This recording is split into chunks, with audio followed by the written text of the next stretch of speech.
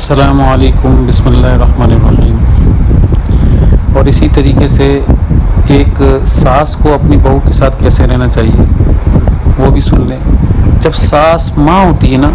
اس کے ہر انگ سے پیار نکل رہا ہوتا ہے اولاد کے لیے، تو بہو بھی کسی کی بیٹی ہوتی ہے، جب گھر پر آئے تو بہو کے لیے بھی بچ جائے، بس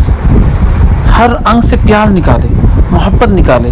یقین جانے اگر یہ ساس بن کر نہیں، ماں بن کر اس بہو کا استقبال کرے گی تو وہ بہو بھی بیٹی بن جائے گی، اور بہو کے رشتے کا نام بیٹی رہے گا، بہو نہیں ہوگا۔ اور ایسے ہی ساس کے رشتے کا نام بھی ماں ہوگا، ساس نہیں ہوگا۔ جب ساس بنتی ہے نا ماں، تو بس اس کے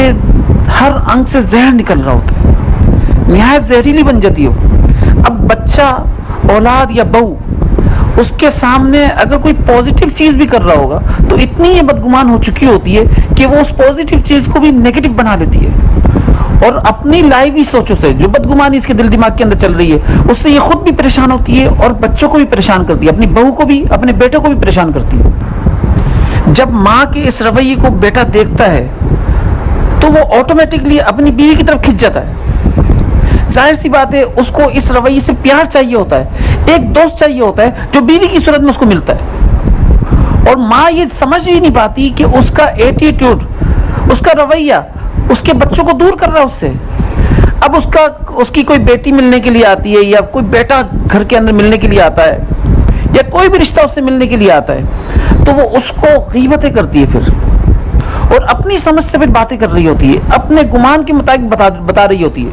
جس سے لا محالہ ہوتا کیا ہے کہ بچے کی نفرت دل کے اندر بیٹھ رہی ہوتی ہے، اور بچہ یہ سب کچھ دیکھ رہا ہوتا ہے اپنی آنکھوں سے کہ ماں جو بتا رہی ہے غلط بتا رہی ہے، آٹومیٹکلی ماں کی نفرت اس کے دل کے اندر بیٹھ جاتی ہے، اور پھر بہو کے دل کے اندر تو بیٹھتی ہے۔ تو شیطان کی ان چالوں کو سمجھ کر چلیں، شیطان کے ہاتھ میں اپنا دماغ نہ دیں کہ شیطان آپ کا پیر بن جائے اور آپ شیطان کی باتوں کو مان کر چل رہے ہوں۔ یقین جانے آج معاشرے کے اندر جو رشتے دور ہوئے ہوئے ہیں وہ انہی غلط فہمیوں کی بنیاد پر ہوئے ہوئے ہیں، اور جو رشتوں کے اندر محبت نہیں ہے، نفرتیں بیٹھ چکی ہیں، وہ انہی غلط فہمیوں کی بنیاد پر بیٹھی ہیں۔ اس لیے اپنے رشتوں کو بچائیں، درگزر کر کے، معاف کر کے، اور حضور اکرم صلی اللہ علیہ وسلم والے اخلاق اپنا کر بہو سے دوستی لگائیں، بہو سے پیار کریں، اور اس کی تعریف کریں۔ اس عمل کے ذریعے سے یقین جانیں گھر خوشیوں کا گہوارہ بن جائے گا، خوشیاں برسیں گی اس گھر کے اندر، اور رزق بھی برسے گا، اللہ کی رضا بھی برسے گی، اور اللہ کی رحمت بھی برس رہی ہوگی۔ اور کیوں نہ برسے، جس گھر کے اندر نبی والے اخلاق پیدا ہو جائیں، نبی والے اخلاق کے مطابق جو گھر چل رہا ہو، تو اس پر تو اللہ کی خاص رحمت ہوتی ہے، خاص عنایت ہوتی ہے۔ اللہ سے دعا ہے کہ اللہ ہمیں اپنا مقرب بنا لے، آمین۔